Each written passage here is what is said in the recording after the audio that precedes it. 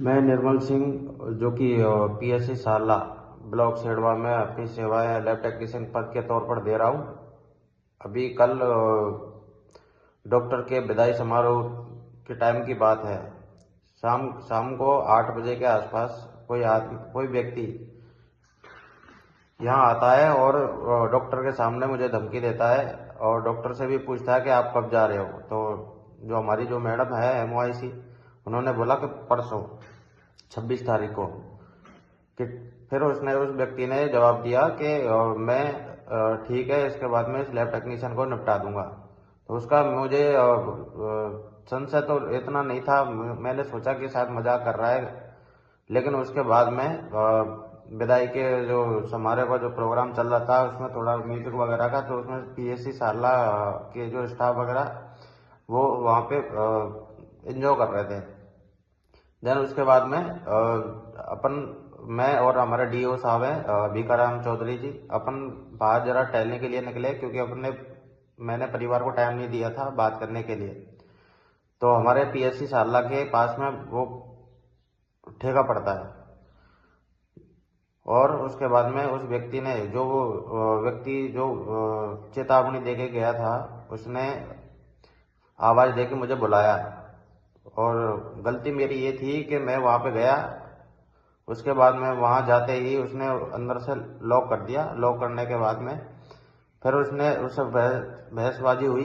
मेरी तरफ से कोई गाली गलौच नहीं हुई, उन्होंने खूब मेरे से बदतमीजी से बात की।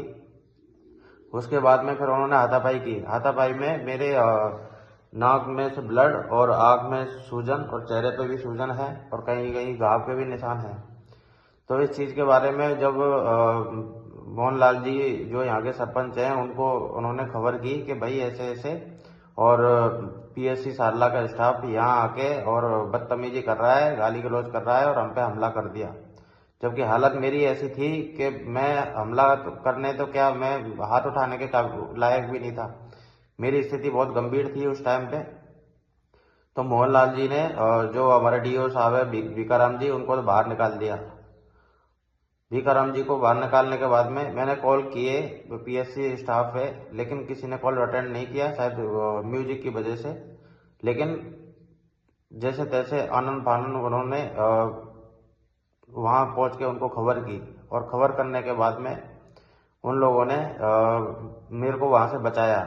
उनका इरादा मुझे जान से मारने का था। और इस तरीके से अगर ये चीजें अगर होती रही तो फिर मैं तो अपनी सेवाएं नहीं दे पाऊंगा। मैं बिल्कुल लोगों को, आए दिन ये घटनाएं घटित होती रहती हैं। और कभी कोई पी के आके और कभी किसी स्टाफ पे हमला करता है, कभी कुछ होता है। आए दिन ड्रामे होते रहते हैं हॉस्पिटल के अंदर। और इसमें जो हमारे क्या बोलते हैं, जो हमारे सरपंच साहब हैं, वो सरपंच साहब ने उनका भी इरादा ऐसा ही था। उनकी आंखों को देख के ऐसा ही लग रहा था जैसे इरादा उनका भी यही था, मारपीट करने का। बस इतना ही कहना चाहता हूँ कि अगर हो सके मेरी मदद करो, और मेरे को या तो इस जगह से मेरे को कहीं किसी और जगह पे मेरे को शिफ्ट करो, क्योंकि मैं परिवार वाला हूँ, मैं किसी से विवाद करना नहीं चाहता। Thank you.